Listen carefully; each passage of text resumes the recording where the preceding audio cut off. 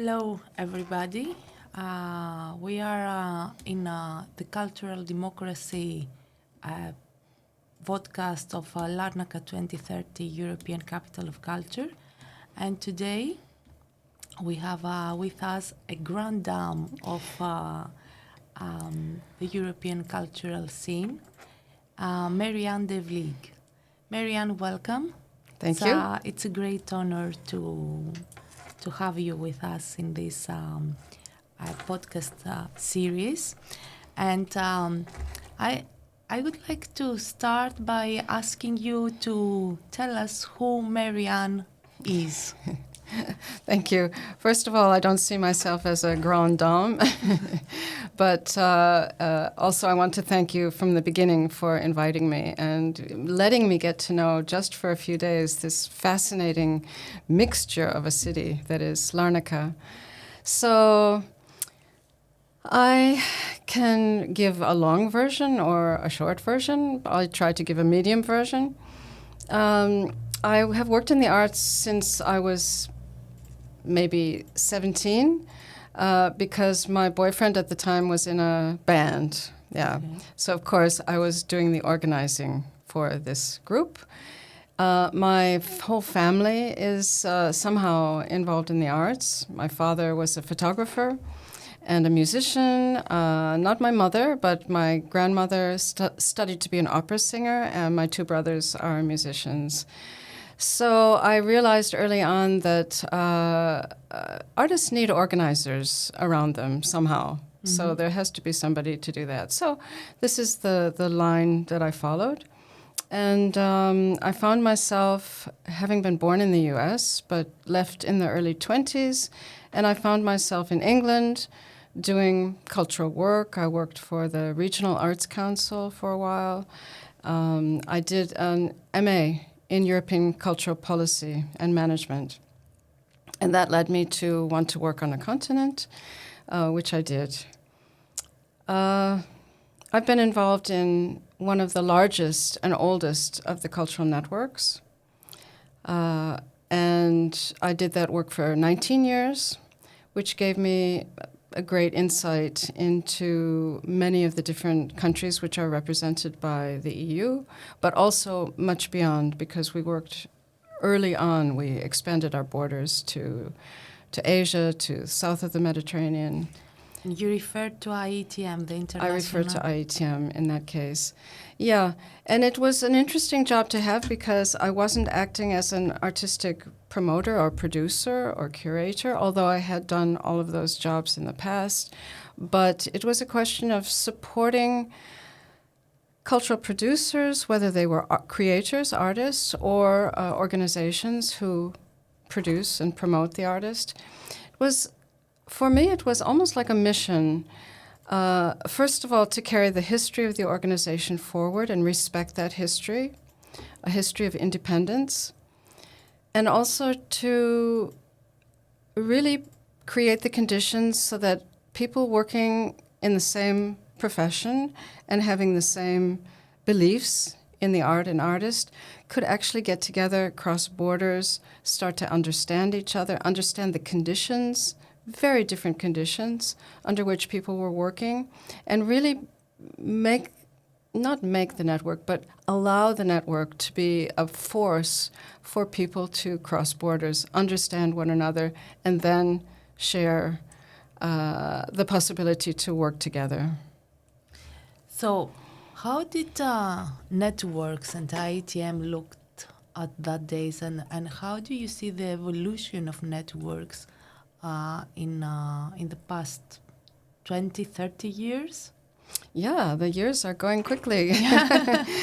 IETM was, as we say, spontaneously declared at a small festival in Italy, in Polverigi, in 1981, when the director of the festival then, Roberto Cimetta, was inviting colleagues from other countries to come to his small festival and discuss the artists and meet the artists, discuss the artwork. He was amongst the early people in Europe in the independent sector to favor this one-to-one meeting. Because if you think of the years before that, in the 60s and 70s, a lot of this, let's call it intercultural cooperation, was done through invitation of ministries. A minister would ask an artist or invite an artist to meet an artist or a producer who was invited by the other ministry. Of course, the big festivals, the big opera festivals were doing it, but not the independent sector.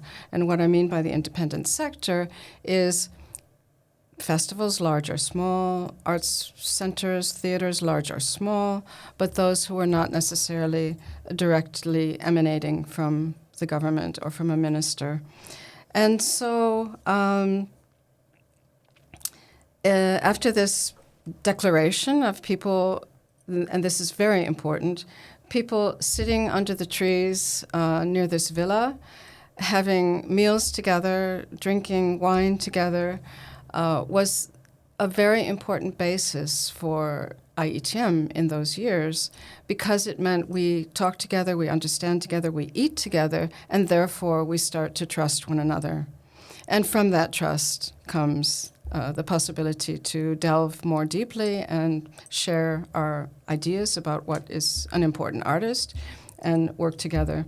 So in 1989, the network formed itself with a statute and with a staff member.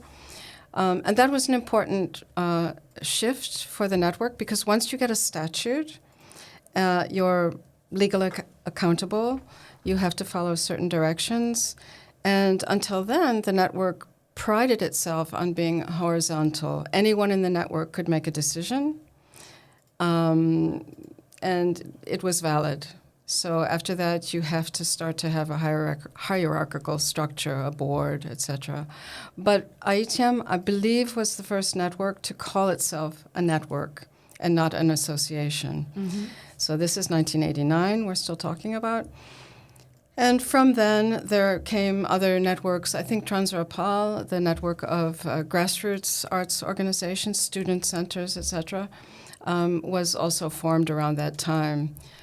But people were passionate. People were proud to call themselves a network. The literature on networks was not very well developed. I think that this famous network trilogy by Manuel Castells was just written, so it was kind of an academic act. But this idea of the speed and the horizontality of communications within these network structures was just being written about and analyzed and observed. So I came to the network as a member in '92, and then I was appointed the Secretary General in '94. But this passion for meeting one another, for trying to understand one another, for discovery, and for creating a kind of solidarity amongst people who are doing the same thing, was very strong. So I recount this anecdote. The first official act that I had was to sit down with the then Minister of Culture, very famous actor, Jan Karamitru. We sat down and wrote a declaration because the independent sector was being threatened by the then government from its independence. The government wanted to nominate certain posts in artistic organizations which had never been nominated like that before. And of course, the members all signed it.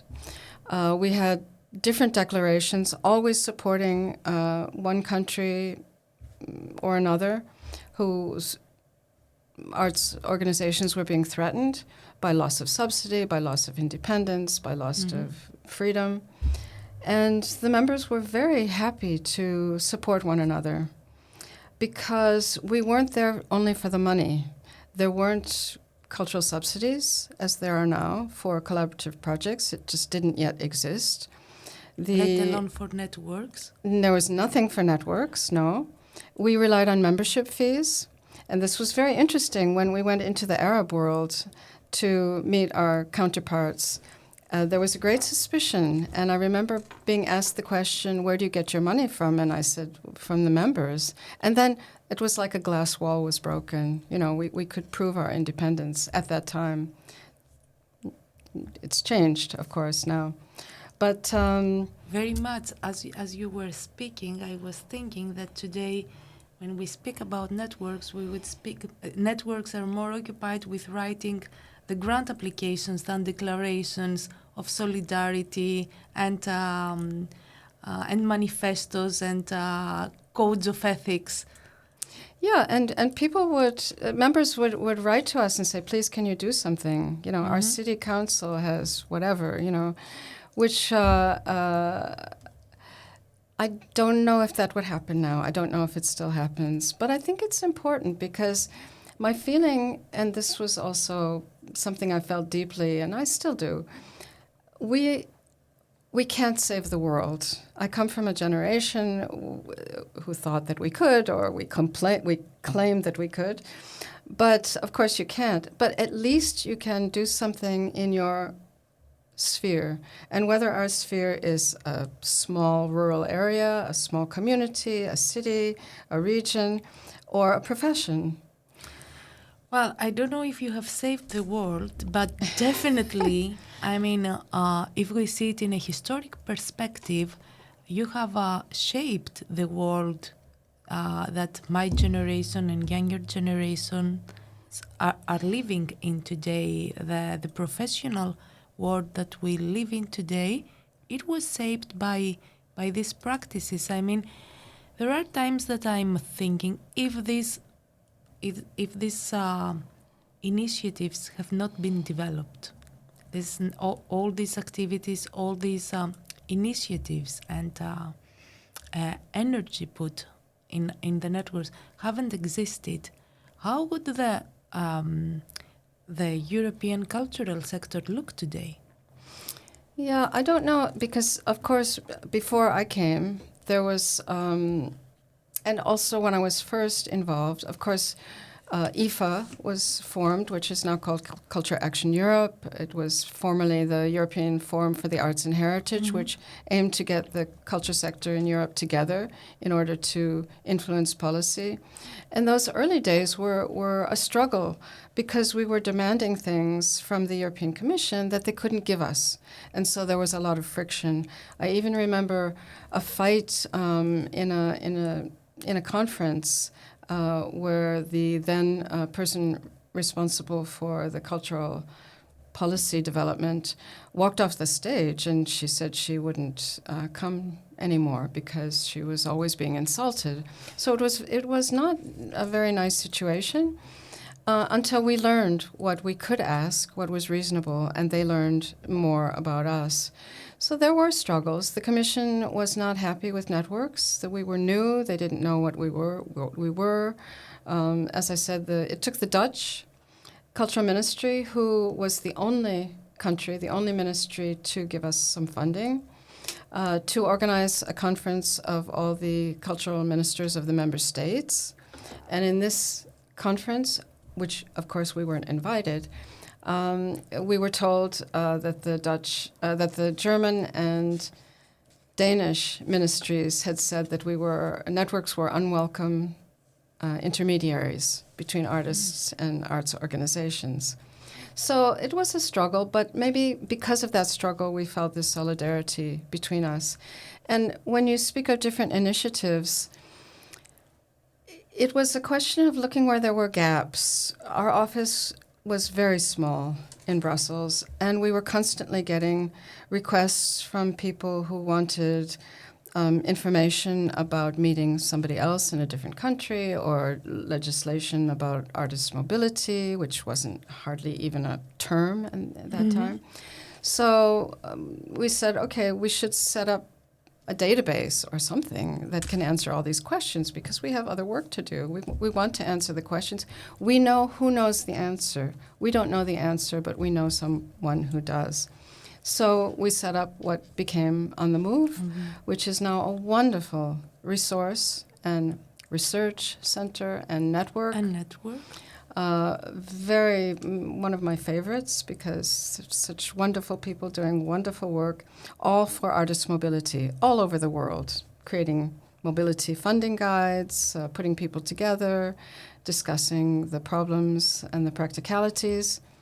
The Roberto Cimetta Fund was equally a project of the network to look at who couldn't afford to come to the network meetings.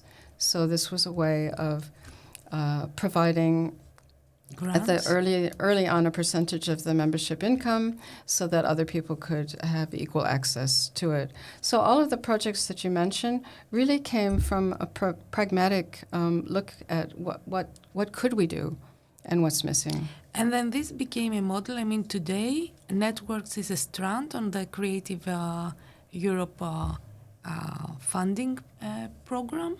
And there are more and more networks that are being developed. Now, I think everybody is a network today. So yeah, it's an amazing trajectory, and in a relatively short time, if you think it in a historic perspective. And so, do you think that this process has? Can you tell us how this process has empowered artists' rights and cultural democracy? I think in sharing the conditions of work, once again, has just led to the next step, which is the observation that some artists have, even if they're complaining, even if their life isn't perfect, they're still quite privileged. Europe acts on the subsidy model, mostly, apart from the US, which is more on the sponsorship model. But if a country doesn't have a lot of income and doesn't have a lot of subsidy available to the artist, what does it mean? We just don't work with them, or we do? The other aspect is how free are the artists to make work? And this observation led me gradually to separate myself from the network, and this is how I started to work in a kind of no man's land between human rights and the arts. Once again, there had been some attempts by few organizations, a couple of them founded as early as 1978, mostly working with writers, but also sometimes with musicians. But there really wasn't a lot in the early 2000s that was any kind of organization or project support for artists whose freedom has been not only curtailed, but artists in certain countries were being punished, put in jail, beaten up, like human rights defenders, someone in power, whether it's social power, religious power, or political power, or mafias in certain countries in Latin America, didn't like what the artists were saying, and sometimes the artists weren't saying anything directly. They were just making Implying, work yeah. that attempts to make audiences be aware. Not perhaps take a decision, but be aware. And so often, the first artist that I met that came to IETM, his father had a heart condition, and the Ministry of Culture, who had previously approved his work, came to him and said, "We don't like your work. We want you to stop. And what a pity it would be if your father had got beaten up or something. It would be very bad for him." So this is quite common, that the persecution of artists is not aimed at them, but at their family members. And at that time, I thought, well, I can't keep fulfilling my task, which at that time was also advocating for more and better support for artists in Western Europe, when I can see that these artists need a different kind of support, and it's a bit more critical than some of the other artists, which were more privileged. So this was, for me, it led me onto a whole different pathway. At that moment, I started working in 2009 on that as a volunteer. And some organizations were starting, some organizations were opening up their programs, not only to writers, but to other kinds of artists. ICORN, the International Cities of Refuge Network, was making a decision to open to other artists, not only writers. For example, FreeMuse, which had been the resource for musicians, was also opening up to other kinds of artists. So this was also a very exciting, pioneering time, and we were advocating to foundations that they should support new organizations that could only focus on these artists and this topic, and which were coming into life. So the question of artistic freedom, I think a lot of people don't understand that the international legislation is written in a certain way to protect any eventuality. For example, international legislation, human rights legislation, explains that it is possible to offend. Why? Not because we want to offend people, but because it's a very subjective situation. What offends you might not offend me, and vice versa. So by writing the international law in that way, it protects anyone. Now, there's also civil law, which can protect you from defamation and things like this. But the international law really is very careful about not creating a situation which actually is worse. And what I would wish, if I could wish anything, I wish that the arts organizations all over the world would educate their audiences to what this means, because we have to be tolerant. I used to not like that word because it's a very weak word, but I think now in the current state of the world, it becomes a rather strong word. At the very least, we have to tolerate the fact that what we feel comfortable with is not what everyone feels comfortable with, and vice versa. So if an artist is just trying to raise an awareness of a way of looking at the world, they should be free to do that. Mm-hmm. And it's often said that the artists are the canaries in the mine, that, if the canaries are dying in the coal mine, it means the air is polluted. And if the artists are the first to be censored and to be persecuted, then we should look at freedoms across the board.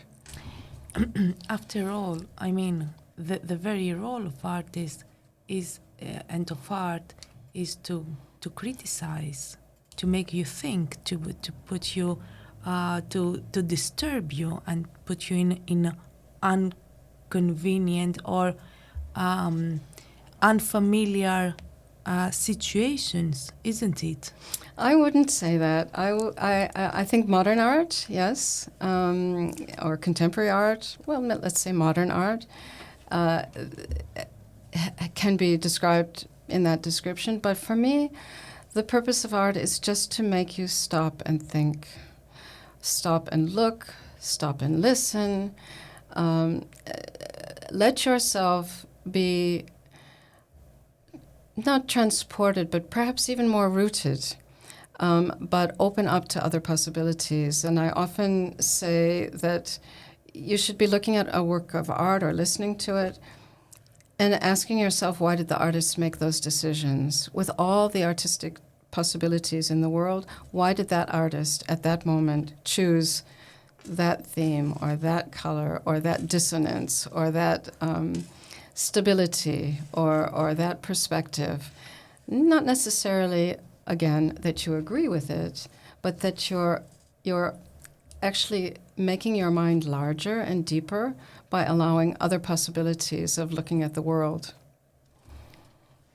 So, overall, through your experience of the past 20, 30 years, through networks, through, what would you say that the level of cultural democracy, if we could say that, or the conditions of cultural democracy, have they improved compared to 20 years before, or is it threatened today? How do you see, in terms of cultural democracy, the sector, and let's say in Europe, within the European context, evolving?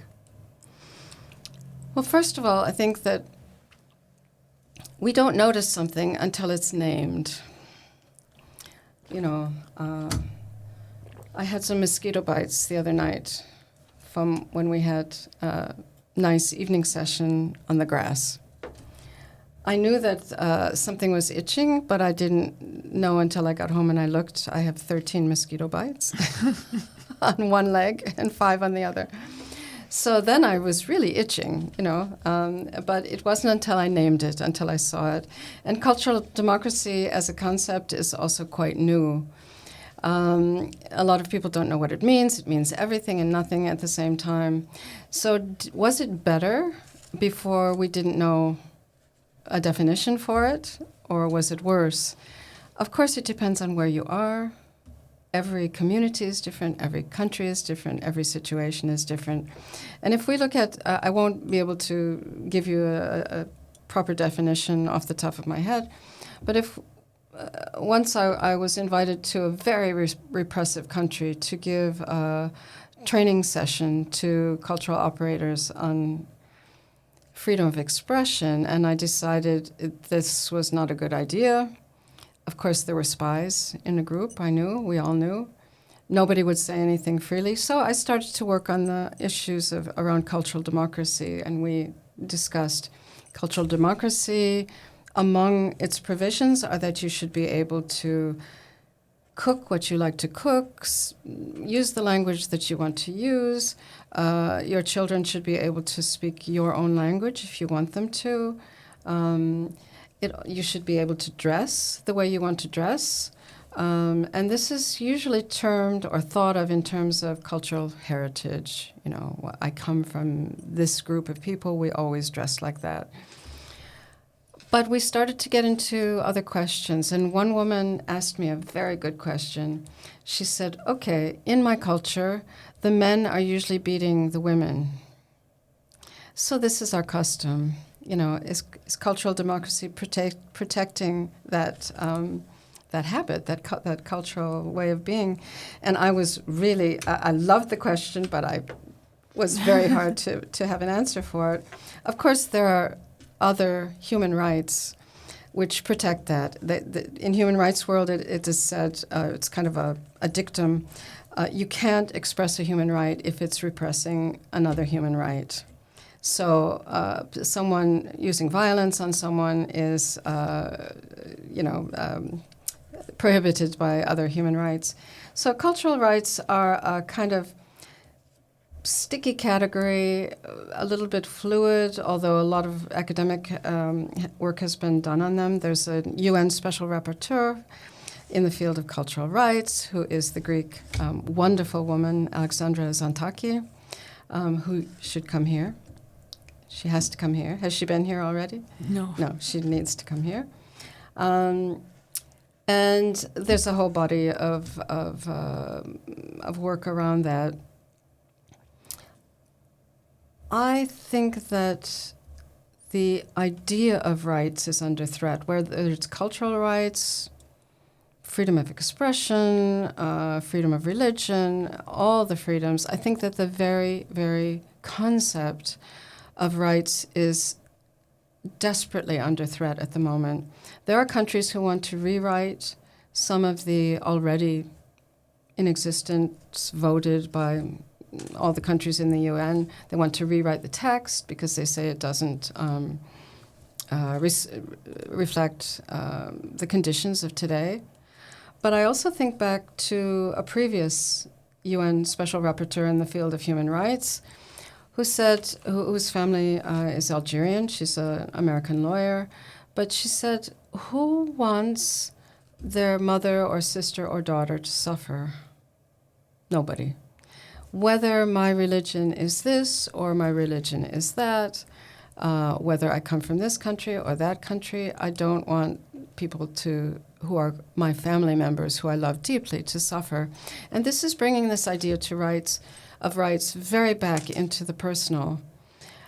I think that now this attempt to rewrite rights for political reasons or economic reasons, for my own ideology of my political party, is very, very dangerous.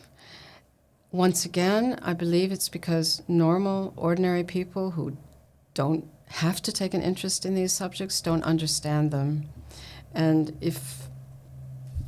I think one way of deepening the understanding and the respect for the rights, which have already been argued and discussed for years and agreed upon and rewritten and what have you, and then voted, I think that if more people understood very simply the basis of those rights, which are to protect the people that we love, then I think that it would be harder for people who, for political reasons, want to change them.